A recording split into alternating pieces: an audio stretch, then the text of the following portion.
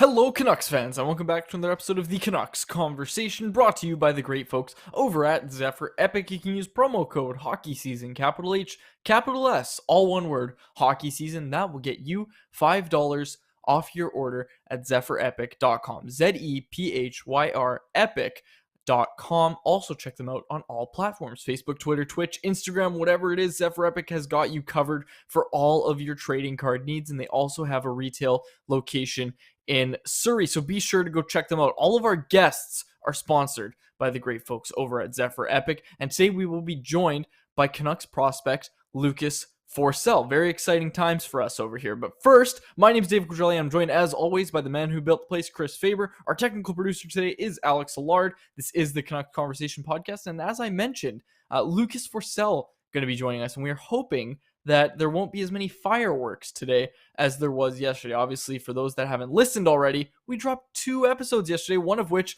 was an emergency podcast. Absolutely. Dominic says, this is a great comment to start the show from Dominic over on YouTube. Dear Quads and Faber, can we please stop today's show at 105 to enforce a trade the minute afterwards? So what do you think, Quads? I know Alex wants to get out of here. 105, he's good with that. But we shut the show down pretty quick here. Like, let's do the Forsell interview. Let's get out of here.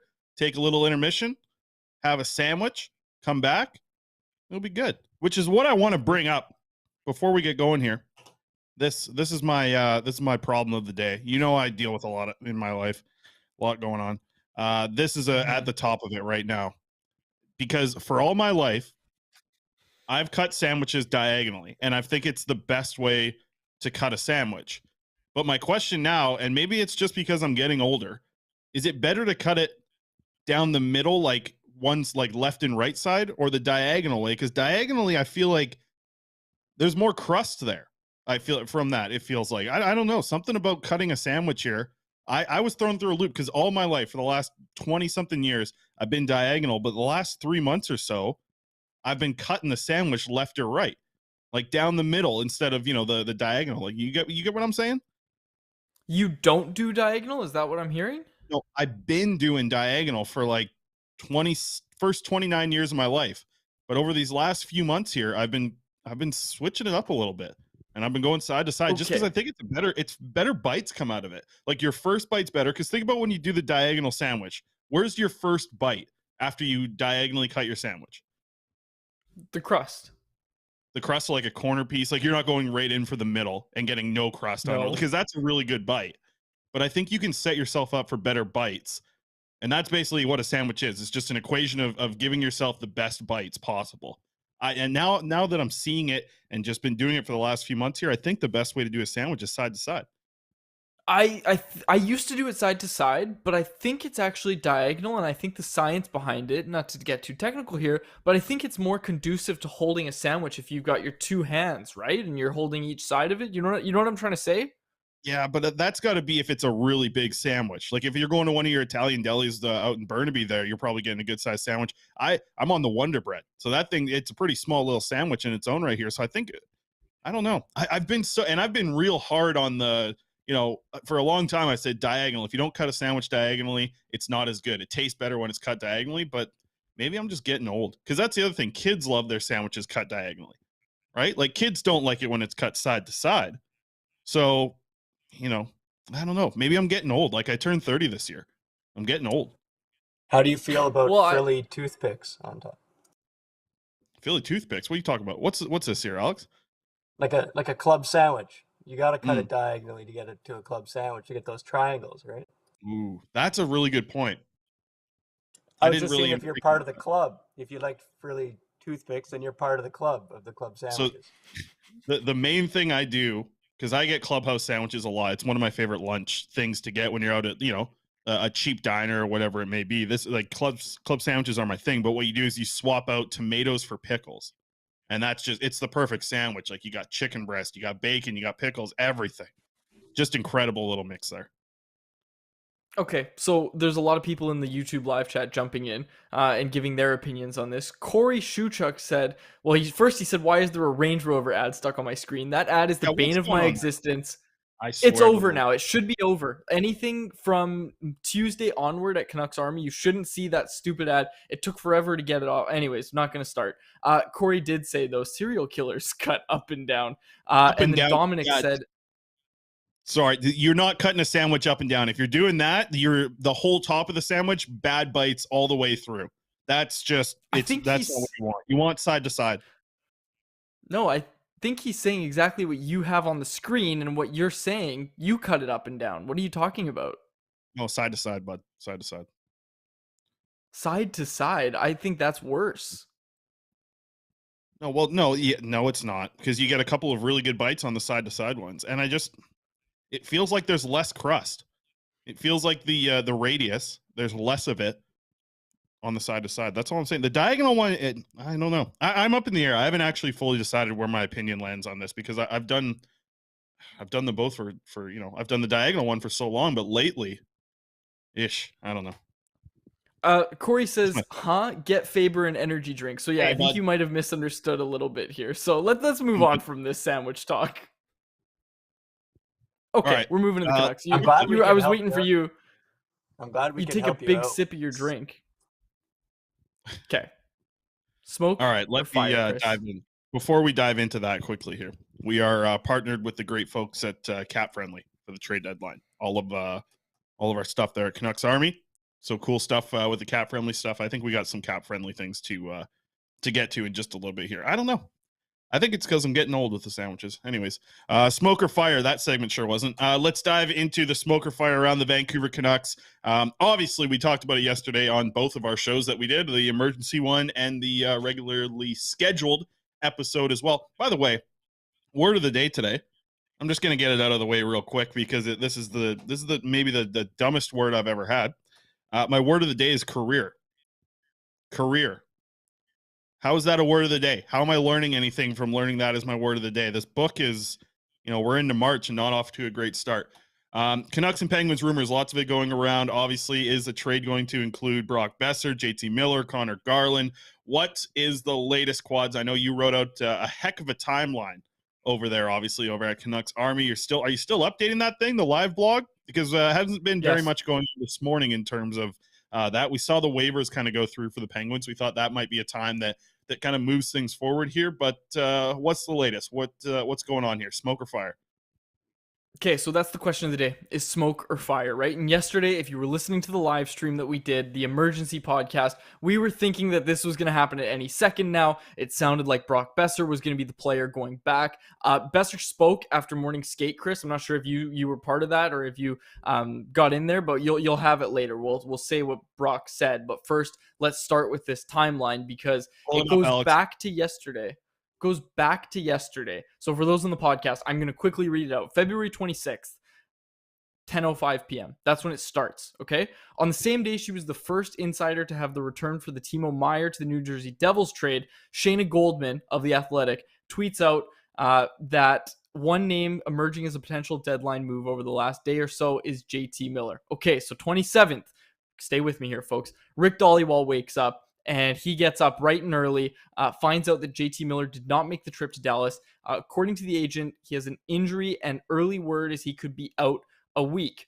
9:25 a.m. on the 27th of February. Following Dhaliwal's report, the Canucks announced that JT Miller is out week to week with a lower body injury. Note, they don't put him on injured reserve, and they don't put him on long-term injured reserve, meaning he can still be moved. February 28th at 8:30 a.m. Now, we're at yesterday, recording this March 1st. Pittsburgh Post-Gazette writer Matt Vensel reports the Pittsburgh Penguins and Vancouver Canucks have recently engaged in trade discussions about Miller, but that talks may have reached an impasse. This is the point where the smoke thickens and ever so slightly begins to point in the direction of the Pittsburgh Penguins. 9:17 a.m. yesterday, Shayna Goldman reports the Canucks are working on something sizable ahead of Friday's trade deadline, which, if you don't know, folks, is at noon Pacific, and we're going to have you covered over at Canucks Army, live blog, all that good stuff. Back to it. 10 a.m. Daily Faceoff's Frank Saravalli says he thinks it's highly unlikely. If you listened to the show yesterday, you heard this, that JT Miller is moved ahead of Friday's deadline, and that if the Canucks were to make a Miller trade, it would come in the summer before July 1st, before obviously that no move clause with his new extension kicks in. February 28th at 11 a.m., the Pittsburgh Penguins placed Brock McGinn and Mark Friedman on waivers in a clear effort to free up cap space, not dissimilar to what they did with Kasperi Kapanen. According to Puckpedia, Penguins would have $4 million in prorated space if McGinn and Friedman went unclaimed. And spoiler alert, folks, that is exactly what happened. So the Penguins have $4 million in cap space. If McGinn was claimed, then the Penguins would have had $5.7 million. So that might have meant a little more smoke. But back to it here. Stay with me. 12:48 yesterday. Elite Prospects Cam Robinson jumps in on the report, backs up that there's big talks of Vancouver doing a substantial move ahead of Friday's deadline. At 1:45 p.m., Shayna reports that the Canucks and Penguins talks are heating up. If you were hearing us yesterday, folks, that's when we started saying, okay, well, we got to go live again. And the Shen trade had just happened. We were thinking that Patty Alvin was cooking. So we were ready to go. 1:59 p.m., Sportsnet Satyar Shah quote tweets that report that I just read from Shayna and says it doesn't sound like Miller is the forward involved in the deal. At 2:12 p.m., Patrick Johnson of Post Media reports that he's hearing talks between the Penguins and Canucks are focused around Brock Besser rather than JT Miller. PJ adds, nothing in hockey is certain until it's done. And of course, we're about to find out why, because at 3:15 p.m. on February 28th, the Athletic's Rob Rossi, who's based out of Pittsburgh, of course, reports that sources from both teams say they don't believe Brock Besser is headed to the Penguins. Rossi expands on that, adding that Penguins GM Ron Hextall has had discussions with the Arizona Coyotes about Jacob Chychrun, and the Vancouver Canucks called about his interest in Miller. According to Rossi's source, Hextall is expected to keep in touch with both teams over the next few days, but adds that it's unlikely deals with both teams will be made. And that's what it's so interesting, Chris, because we've seen with Chychrun, right? Like, it seems like all of the teams that were in on Chychrun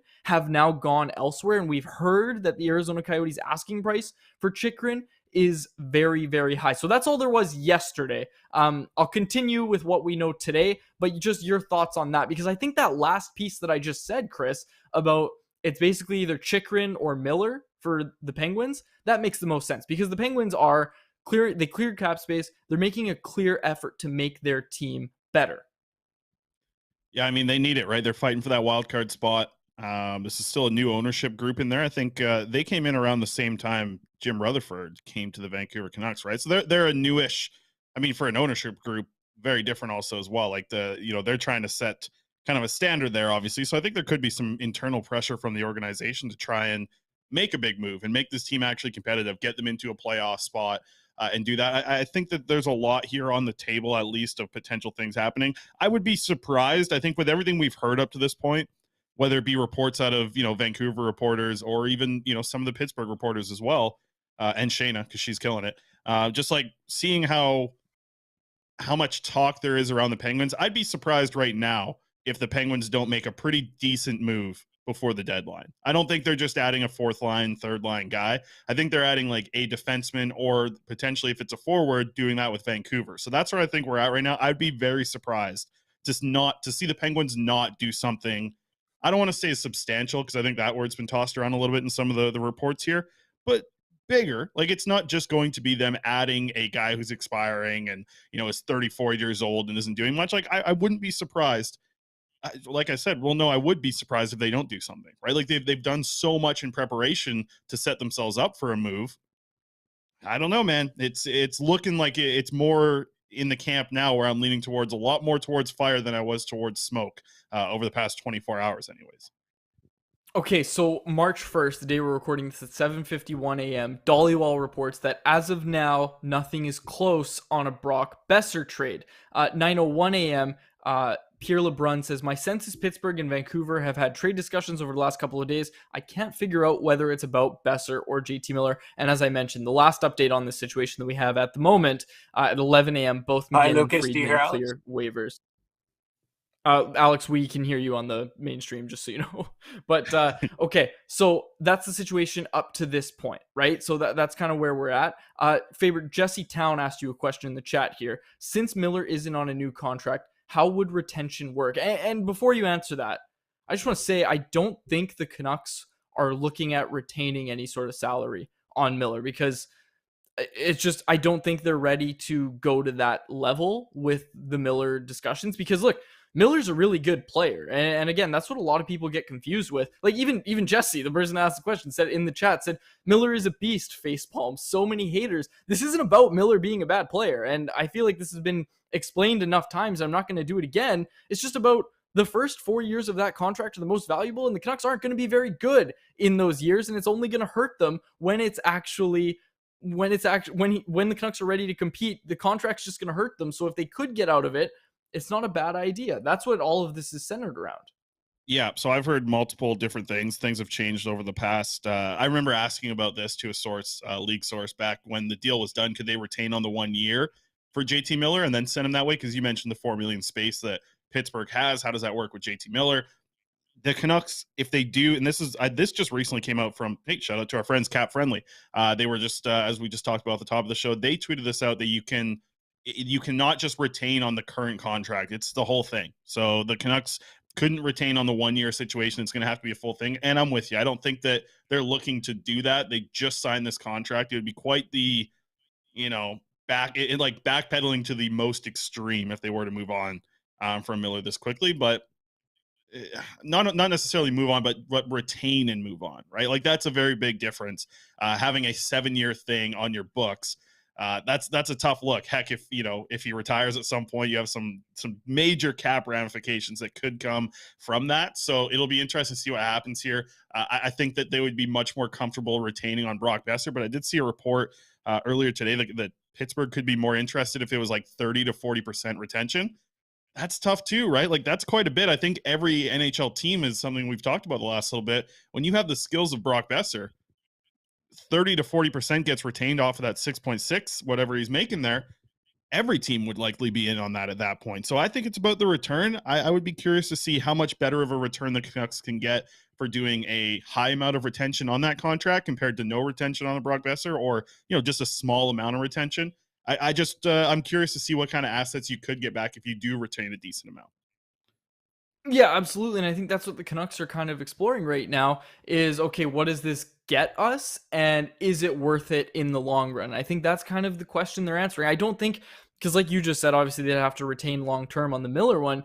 I don't think they're in a position to be doing that, right? Like, I don't think they're going to want to, to do something like that where, they're going long term on a player that they just signed long term, that they're going to have to eat that salary for him not to play for the Vancouver Canucks. I just think that's a unlikely scenario that we'll see. Let's pull up this other tweet then real quick. Harman Dial's tweet chatting about the first round picks that the Vancouver Canucks, or not the first round picks, the high draft picks that the Vancouver Canucks are going to have over the next little bit here. I thought this was a great tweet from Harman. He put it out there, I believe, last night. Let's get to this. Harman tweeted, the Canucks have 7 picks in the first 4 rounds of the 2023 NHL draft. The Canucks have never had that many picks in the first 4 rounds in franchise history.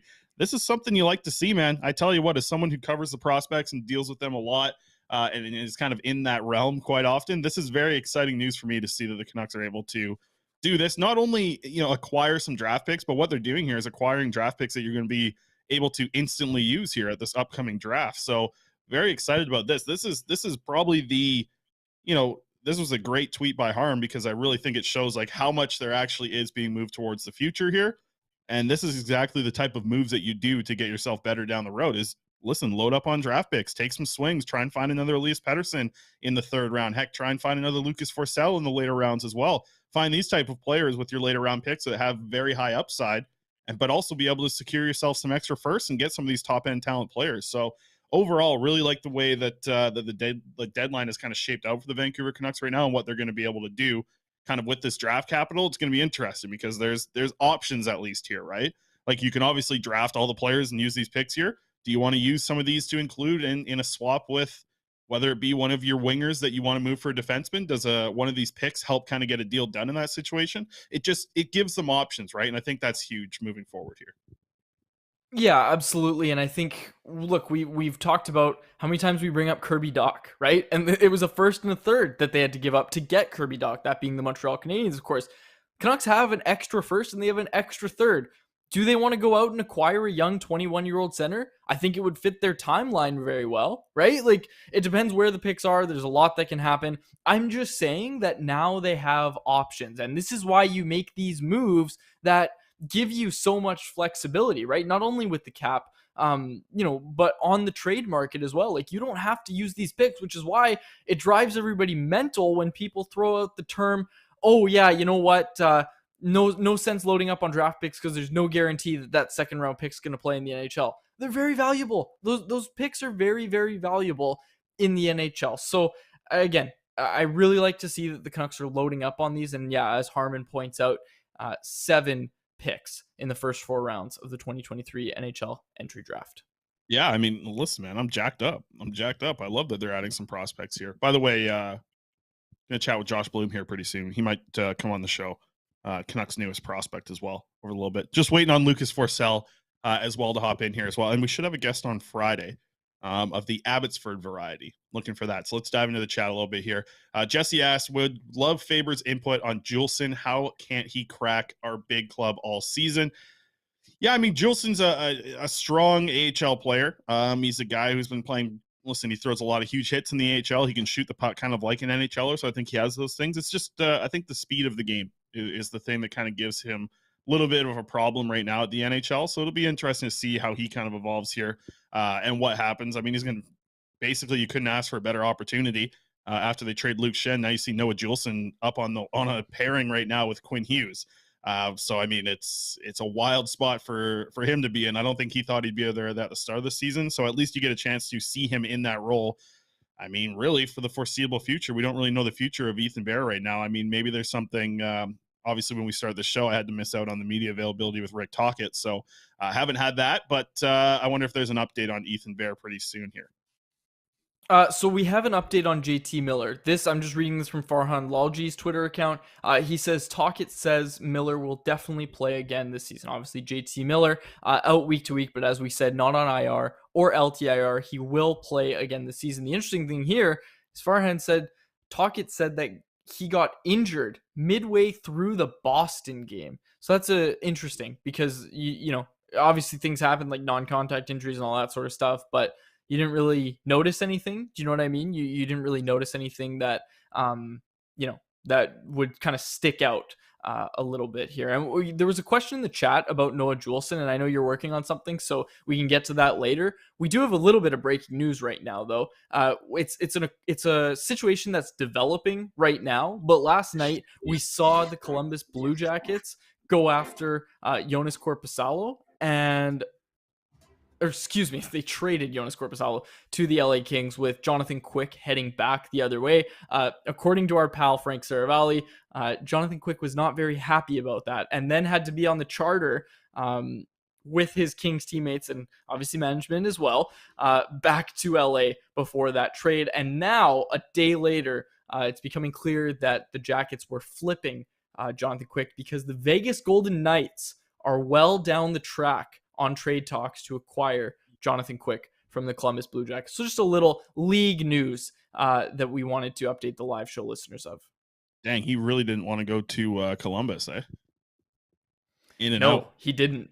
He did Shout not. out to the Coyotes. Did you see their tweet about thank you, Patrick Kane? Great to have you here.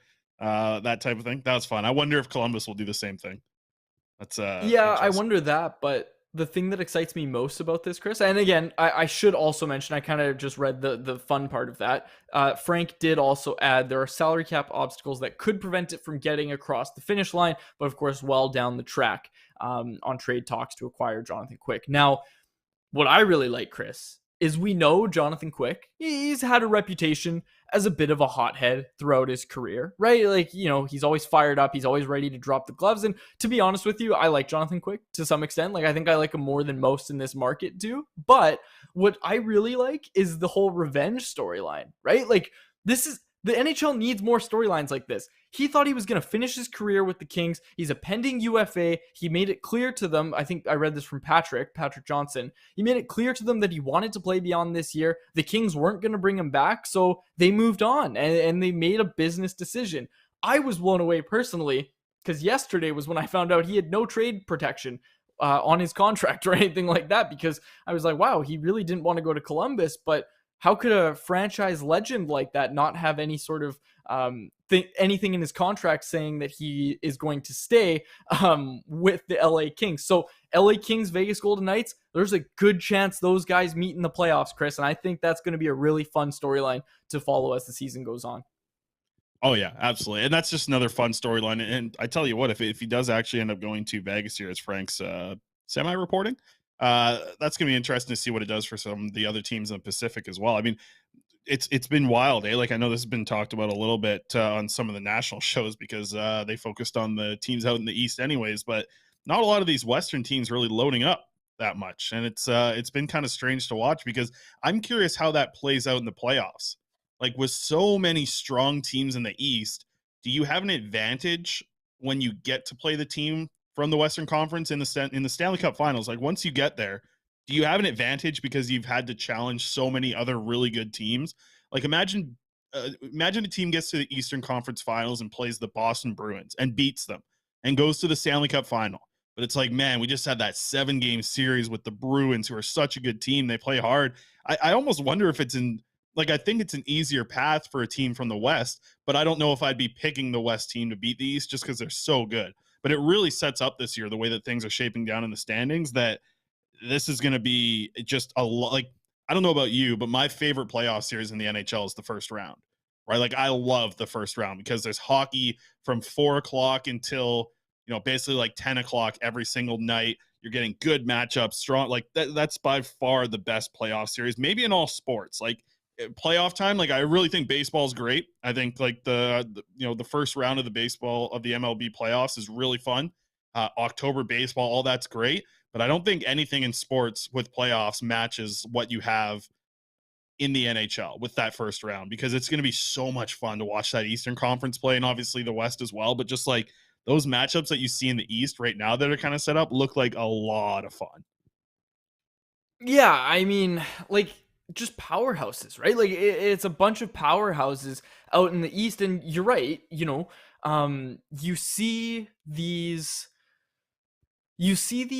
teams in the East loading up, right? And what's happened in the West? Like, Lars Eller to the Colorado Avalanche. That's one thing that happened today, but Lars Eller is the 2C. That's wild. Like, that's crazy. I think someone in the chat might have even, Jesse Town pointed out Lars Eller makes no sense as Colorado's second line center. But again, you look at what's happening out East and you look what's happening out West. It's almost like out West, they're just saying, okay, we need to make a move because we can compete with the Western Conference, and we just need to make sure that we can actually get to the Cup final. The Ekholm trade. I want to get your thoughts on this because I don't think we're going to be joined by Lucas Forsell. It doesn't seem like he's here. I just fired him a text here. We'll see if he can figure out this connection thing. It's not like Zoom. It's another level. This thing's tough to hop on here. That's why I've been the fact that Donnie figured it out kind of surprised me a little bit getting on here when he came on the show. He's an old guy. Glad he was able to figure it out. But these young kids, Lucas, you can't figure out 19-year-old kids. Last time Donnie ever comes on the show, by the way, for sure, after hearing that comment. Now you'll reel him back in with your Burnaby talk. He loves that stuff. Nobody loves that stuff more than you do.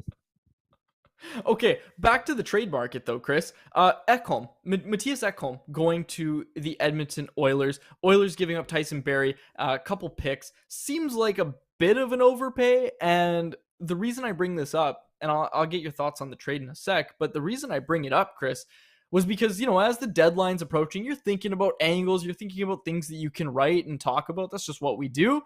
And one thing that I was discussing and just kind of thinking about was, and I think Trance also brought it up in a recent show he did, but the idea that the Canucks didn't get enough for Bo Horvat, I would argue that they got the best package possible and the best package of any team that has given up any asset. Like, I would take the Horvat package over what the Sharks got for Timo Meier, right? Which, is a bunch of B-level prospects type deal, right? It's just a lot of different pieces.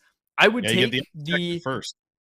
Exactly. That's the key. Like, that's the silver bullet, right? Natu Ratu, I think, is a better prospect than any of the prospects that were in that deal that went back to the Sharks. And Anthony Beauvillier, I like him more than Andreas Janssen. I know that's a small part of it, but I don't know. Like I want to get your thoughts on it. Yeah, we'll get back to that in a little bit. We are joined now, Lucas Forsell on the line. Let's bring in Lucas here. Lucas, welcome to the show. There's no hotter Canuck in the Thank you, world guys. Bulls. How you doing, Lucas?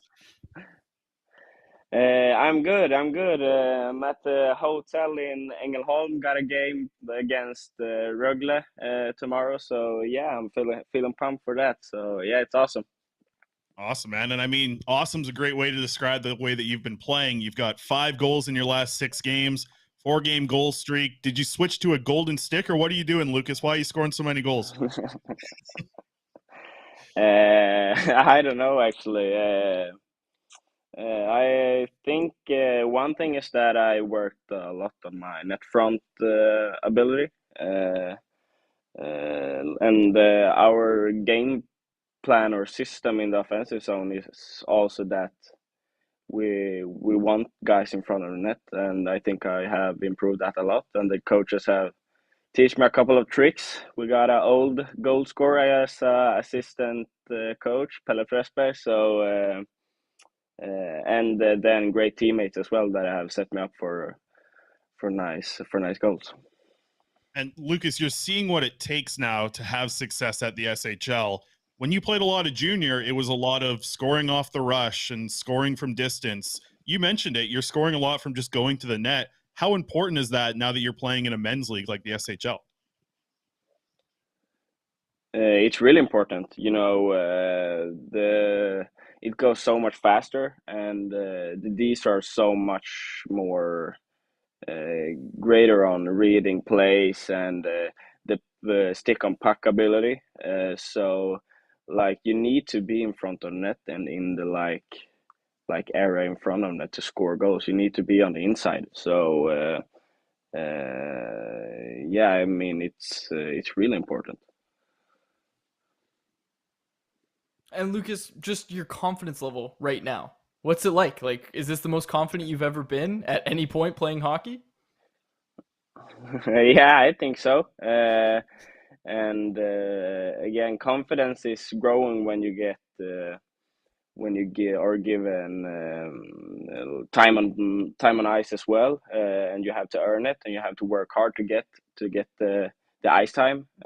So like you just have to grab the chance when you get it, and when you do, the confidence is going up as well. So yeah, I mean, and I think all players can say you play better when you have great confidence. So yeah, it's feeling really good. I got to ask about last season a little bit, because right now you guys are 3 weeks away, or about that. I think you said 3.5 weeks. We don't know from the SHL. But with the SHL playoffs around the corner, this Fargestad team that you're on right now, they had a heck of a run last year. They take home the whole championship. They win the playoffs in the SHL, but you didn't get to play with the injury at the time. But you got to be with the team, right, Lucas? Like, how excited are you now to be able to play in the playoffs and with these guys that won it all last year? I'm really excited. We want to bring that championship back to Karlstad again this year. So, and be able to see all the veterans around the team, like Joachim Nygård. He has been with the Edmonton Oilers, and like Linus Johansson, like he played Olympics last year also, and like all those veterans guys there are big names in Europe and SHL. I mean, I learned a lot from just being around the team, and now I want to be involved in the action and make an impact in the playoffs as well. So yeah, I'm super pumped. Lucas, we understand you've spent some time with Michael Samuelsson recently. What's that been like for you with the Canucks development staff? Really good connection and in contact with Samuelsson. We have watched some videotape. He have come to watch games. He have write notes about my game and like what I need to be better on, but also what I'm good at. And he say also like the things that I'm good at, keep working really hard on those things too, because that's what makes you the player you are. That's what make you good. do that thing better, and you're gonna get even better. So yeah, it's been awesome to have Samuelsson around. I want to ask about another Swede in Philip Johansson. I know you know him very well. What are the Vancouver Canucks or potentially the Abbotsford Canucks? We've heard that he's coming over to North America next year. Lucas, give me a scouting report on Philip Johansson. I know you know him well. 280, winning mentality. He hated to lose when we played homie in his little brother in his basement. He always beat us up.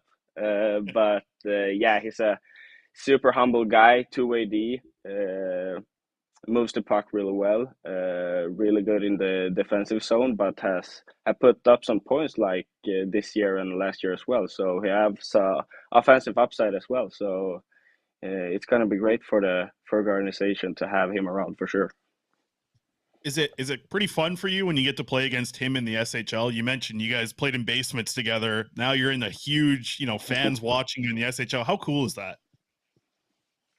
Yeah, it's really cool. Like, as our family, like, his dad has been my coach as well.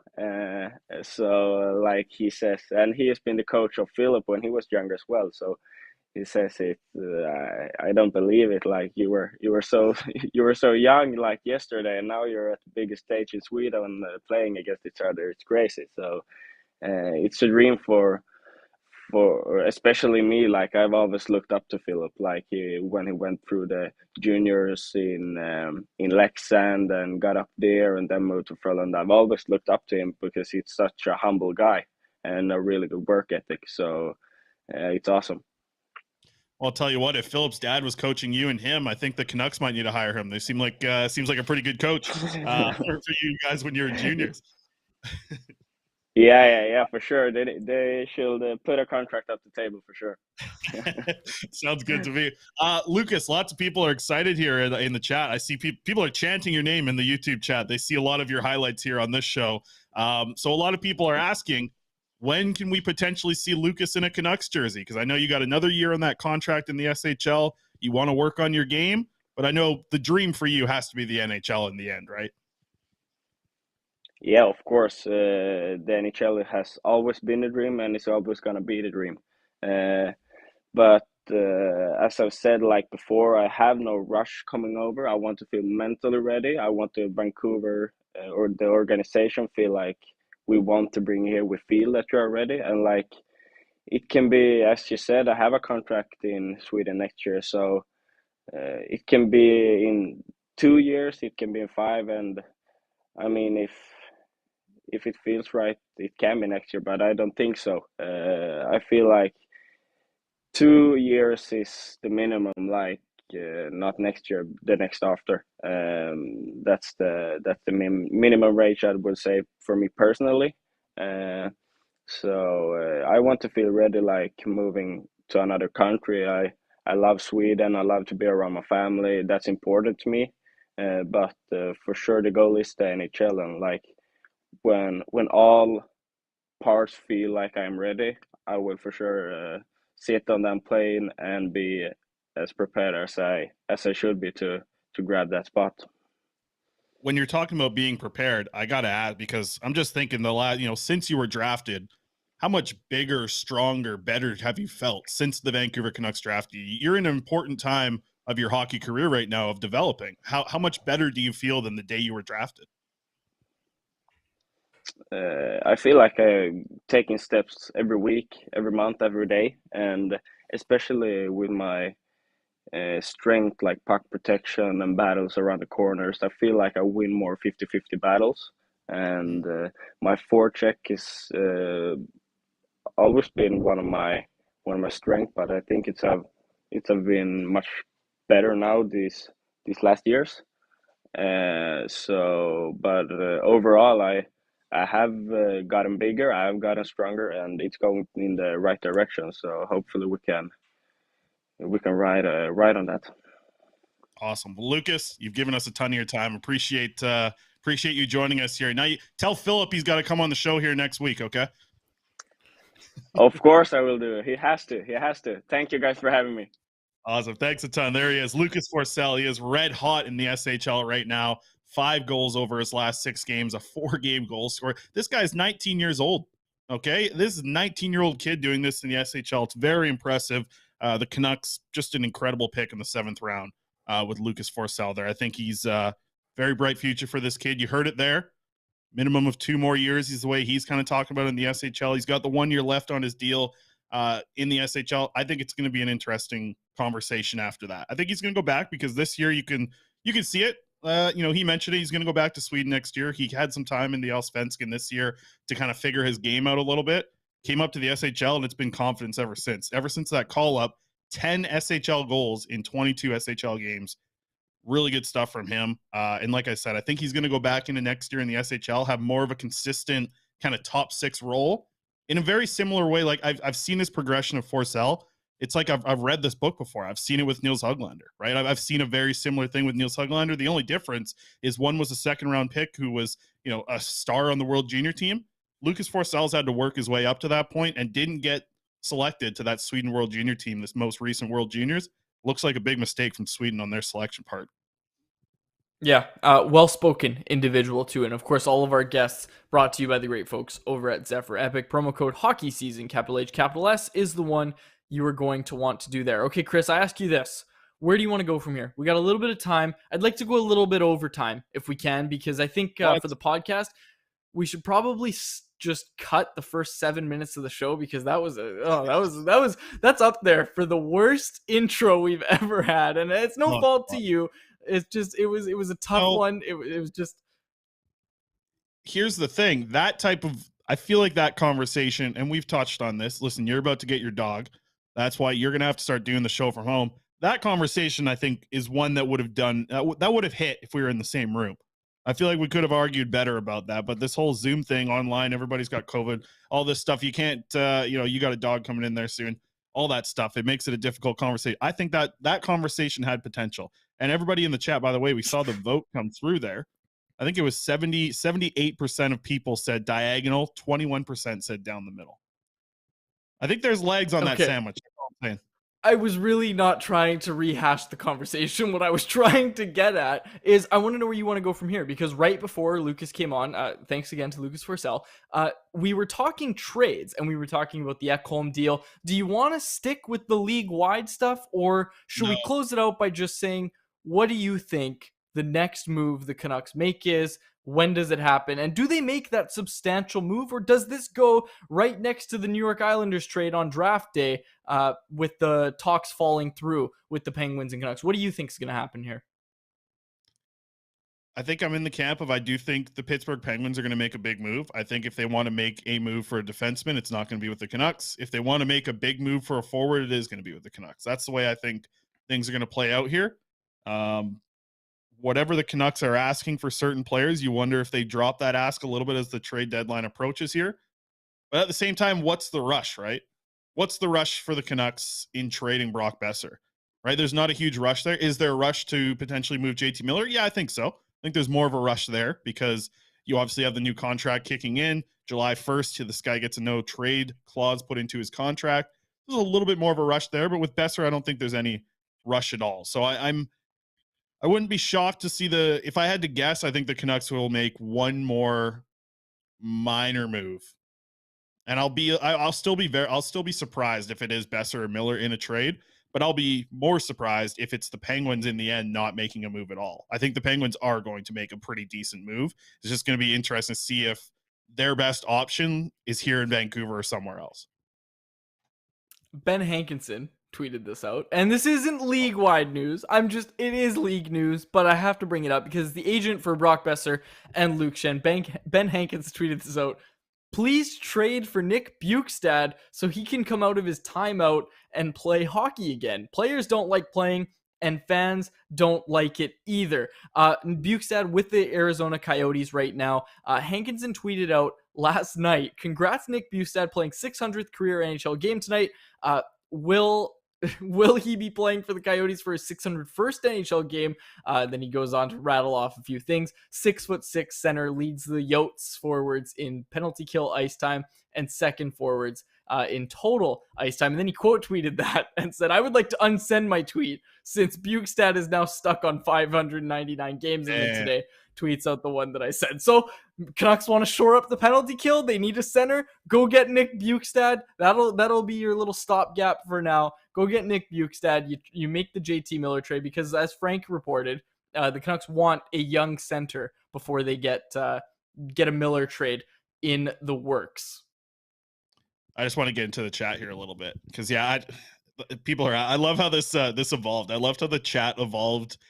Pittsburgh, and like I said, maybe adding a forward, maybe adding defenseman, how it like evolved into who can we get from Philly? What's the prospect here? Blah, blah, blah. Then it's just like Dominic drops Myers to Pittsburgh. That's like, and now people are excited about that.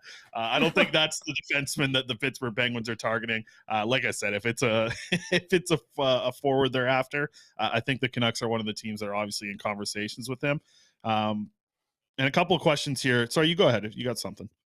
Yeah, I've got a little thing here, and it's been pointed out in the chat. Shane Gostisbehere has just been traded to the Carolina Hurricanes for a third-round pick. Shane Gostisbehere, obviously, with the Arizona Coyotes. Now, the reason I bring this up, Chris, is because the number of teams in on Jakob Chychrun, nice, you got some breaking news music. The number of teams in on Jakob Chychrun has seemingly just decreased because they keep going out and making trades for other players, right? And it looks like Jakob Chychrun, his top suitors, we were hearing Boston, we were hearing LA. LA just gave up their first round pick. It doesn't seem like LA is going to do it. We're still hearing Pittsburgh, obviously, but that's the big thing here. If you're a Canucks fan, is the most recent reporting we have is that the Pittsburgh Penguins want to make a splash at this deadline. They want someone with term. They're going to make their team better. They're not sure if they're going to do it with a forward or a defenseman.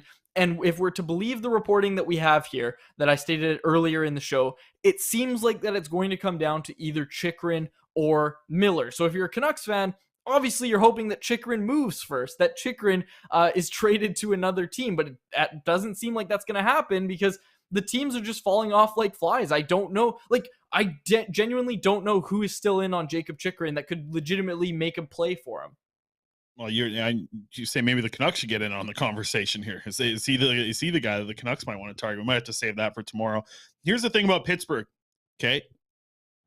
A week ago, they were 2-5 over their last 7. They were losing games. They were sliding out of a playoff spot. They've won 3 games in a row this past week. If you're the general manager, Ron Hextall, you're thinking, I gotta give these guys a boost here. This is my chance to boost the team. This is my chance to help the organization, help the players on the ice. There's pressure. We've talked about it, I think, throughout the episode. There's pressure on the Penguins ownership, on the management. And I tell you what, when pressure is on the ownership and management, things get done for a hockey team. Okay. And I think that's where we're at right now with this team. The fact that they've won 3 games on the ice, the players have done their part. It's time for the general manager to step up, make a move, trade for JT Miller. That's what I say. Excellent point, my friend. Do you have anything else before we close out the show? Anything else other than Betway? Yeah, you know what? Here's doing this show remotely now. You're not the A host anymore. You're done. I'm gonna have to run the show. I got graphics and stuff to get to. You don't look at the outline. How are you supposed to run the show? You don't look at the outline. You missed the biggest news of your life. The biggest news of your life comes out this morning, and you don't even hit it. Alex, let's get this up. The AHL Players of the Month. The AHL Players of the Month, and you're trying to close out the episode or talk about trading for Jakob Chychrun. Come on. Stop talking. Stop talking. The Canucks just traded Filip Hronek, they got Filip Hronek and a 2023 4th-round pick, giving up the conditional first-round pick from the Islanders trade and a 2023 second-round pick. The Vancouver Canucks have just made this trade, folks. That is defenseman Filip Hronek and Detroit's 2023 4th-round pick in exchange for the conditional first acquired in the Bo Horvat trade with the Islanders and Vancouver's second pick in the 2023 NHL entry draft. So I was just talking, Chris, about you pull up right now as I'm talking, you pull up Filip Hronek's page, you do all the Filip Hronek stuff. We're going to give instant reaction to this right now. We're going a little overtime again here, folks, but Alex, the tell Canucks your kids you'll have see him made this tomorrow. trade. The Canucks have made this trade, and I brought it up earlier in the show, Chris. They have all this draft capital, so much for having more draft picks than they've ever had in franchise history. I brought it up, the idea of them maybe going out and getting a player that they like. It doesn't really surprise me, if I'm being honest, but that is the pick that you give up. That is a steep price to pay. For sure. Obviously, you wouldn't want to give up your own. I just don't think the Canucks would have wanted to make this trade right now. I think waiting till the draft and you have some clarity on where your picks are, I think that would probably have been better for Vancouver. But also, there's added value there for Detroit because they don't know where that pick's going to end up. So we're going to have to wrap soon. I got to go cover this for Canucks Army. Yeah, wow. So Filip Hronek, for people who don't know, right shot defenseman from the Detroit Red Wings. He's 25 years old. Listen, he was a highly touted player coming out of the draft. Obviously had a couple of really good first couple of years there with the Detroit Red Wings, but kind of fell off a little bit. This was a player that I liked for the Canucks to target when I wasn't really sure what was going on with the Detroit Red Wings, but this is a lot to give up. This is the conditional first round pick in the Bo Horvat trade, right? Like this is a lot, man. To give up a first round pick for Hronek's big. I mean, you are addressing the toughest position to address, but it's something we've talked about throughout the episode. The right D market's going to be pricey, and the Canucks obviously are going in the way of a retool compared to a rebuild. They just traded a first round pick and a second round pick for a player. That is a move that is not what a rebuilding team does. This is a retooling move. The Canucks are going to try and get competitive within the next 2 years. You just traded the massive asset that you returned, as well as a second round pick as well. So there goes the chance for the Canucks to have 7 draft picks in the first 4 rounds of the draft. They just moved 2 of their 2023, the first and second round pick for Hronek. So Hronek is now, he's going to come in, and that's your top pairing right shot defenseman with Quinn Hughes for the next 6 years, right? Like that's what this trade tells you at this point. The Canucks now have Quinn Hughes and his partner for the future with Filip Hronek. That's what the Canucks have right now. Yeah, this Quinn Hughes has his partner. And I'm just pulling up Filip Hronek's contract information because I'm sure that's the next question on everybody's mind. $4.4 million cap hit this year and next. Becomes an RFA at the expiration of it following next season, 2023-24 season. Yeah, and I mean, like Hronek's going to be like I like Hronek. I've liked Hronek's game for a while. I've really thought that he's been a good player ever since he was drafted. I thought he was a really good player, and he was one of the first to make that like quick jump into the AHL. Right, like he went and played a year in the O, went to the AHL, came right up through the system, has had some half decent seasons. I mean, as basically like a 21-year-old, he's putting up a 31-point season, 9 goals. Like he can do a lot for sure. And you're hoping that he's this type of example that basically the Canucks have talked about for a long time of like a guy who hasn't exactly panned out to the highest potential possible. He's 6 foot. He's a right shot. He's going to play with Quinn Hughes. Like this is the guy. This is what you got. This is the guy for Quinn Hughes. And do I think that he's a bad partner for Quinn Hughes? I don't know, because I think he's an upgrade on Ethan Bear. That's for sure. He's a big upgrade on Ethan Bear. This guy is for sure a top 4 defenseman right now in the NHL. And right now he's about to be a top pairing guy with Quinn Hughes. So that type of workload, how much does that change his production, his game, how much his body can handle throughout this situation? Like, man, yeah, this is the trade that I think we've lost. Like, I thought the Canucks were going to use one of these draft picks to get the future partner for Quinn Hughes. I didn't think they were going to actually trade those draft picks to go out and get this guy. But you've got a 25-year-old, just turned 25 this season, by the way. This is a proven NHL defenseman who does have the potential to be a top pairing guy when on a pairing with Quinn Hughes. You're going to need these two to work well together. There's going to need to be chemistry between Hronek and Hughes because this is a big gamble that you're putting into the spot. But at the same time, is it as much as a gamble as just drafting the player? I guess the Canucks decided that no, that it's a bigger gamble to draft the players and use these picks. So, wow, huge deal right at the end of the show as per usual. 9 goals, 29 assists through 60 games this season for Hronek. You would think don't watch him a ton, but you would think that there would be a little more offense there playing with Quinn Hughes. So we'll see if that kind of happens. Because, hey, Luke Schenn just had a career year playing with Quinn Hughes. Okay, Betway, get us out of here. We'll talk about it tomorrow. We're back tomorrow. We'll talk about this trade a lot more. Oh, yeah, we will. Holy cow. I'm just trying to take it in. It's hard to give an instant analysis here, but I mean, I just think that the unprotected, like the first is that was supposed to be the massive return from a Horvat deal. But now in the end, like, the Horvat trade ends up getting you Hronek, I guess, right? Like it ends up getting you the partner of the future for Quinn Hughes. They're close to similar age. I don't know. It's not bad. It's just different than what I was expecting, I guess. Like I was expecting this team to actually start to rebuild. Even though we were told it was a retool. So dang. Tell you, man, now I'll tell you what, if the Pittsburgh deal goes through now, what the hell, dude? The Canucks are out of control with like just wanting to be in the news so much. If they make a trade with the Penguins and then we see something massive like JT Miller or Brock Besser going that way, dude, like at least, you know what? At least we have fun here in Vancouver. Like at least there's some fun stuff throughout the year to cover. I don't know how this is going to work out, but man, you're swapping first. Like I think this is the thing that, at the same time, like, man, I don't know. It's like, have we seen this story before? The Canucks moving high picks for a right shot D. Yeah. Has that right shot D worked out? No. Is this a different player than Eric Goodbranson? Yes. We'll have to see what happens here. I like Hronek. I do like the player. I really think he could be a partner for Quinn Hughes for a long time. I do think that. He's not the prototypical guy, but maybe you can draft that player still. Maybe you can go out and draft the David Reinbacher, who's the bigger right shot, more physical, that type of player. Maybe you can still go draft that, or maybe that's who you're targeting here.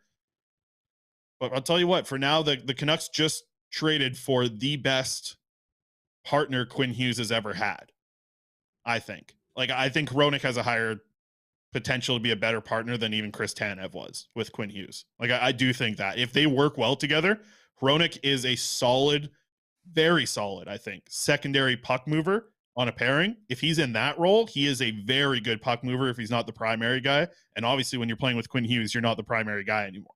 So you could see some of the best hockey out of Hronek, but at the same time, the role that he's playing on a pairing and the role that he's playing for the team both drastically changed from what he was doing with Detroit.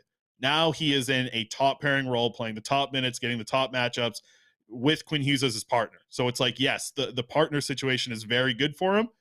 You wonder how he's going to be able to handle the workload of the other things around the game. But I'll tell you what, I do think that I've said it for a while on the show in the podcast form. Like, I do think the biggest thing the Canucks had to address was a partner for Quinn Hughes of the future. And this trade at least gets you that. So that's a positive spin on it. A negative spin would be like, ooh, what happens if those Islanders fall out of playoff contention and what happens to that first round pick, right? Like, that's the thing, because I still feel like that was the good part about that Islanders first round pick was that Islanders team does have the potential to flop this season and flop next season. So, okay, I gotta go. Sorry to cut you off. We're gonna have to stop this conversation. I gotta get this up for Canucks Army. Too long. Betway. I'll do really quick Betway. Let's get this up here, Alex. Yeah, another big show tomorrow. No guest tomorrow. We got lots of time for this. Jack Hughes, over 3.5 shots on net in this one. The Devils and the Avalanche. This is a heck of a game to watch tonight. Over 3.5 on shots on net for Jack Hughes, minus 167. $10 bet's going to return you $16 over on Betway. And the second one, the big one, over 6.5 total goals in the game between the Devils and the Avalanche. And you need Jack Hughes to put up 2 or more points in this game. That is a plus 220 bet over on Betway. $10 bet's going to return you $32. Betway, please bet responsibly. Must be 19 years of age or older. Big show tomorrow, wrapping up this massive trade. Thank you to everyone in the chat who joined us here. Trade is popping off again. Man, okay, we got to get to work for Canucks Army. Be sure to check out CanucksArmy.com. It's about to be blasted with all this stuff. We got to get down to work here. All right, we'll wrap it up there. For my co-host, Chris Faber, and our technical producer, Alex Lard, thank you so much for listening to another episode of the Canucks Conversation. Here we go. Thanks for listening to Canucks Conversation. Hit the subscribe button to never miss an episode. How about keeping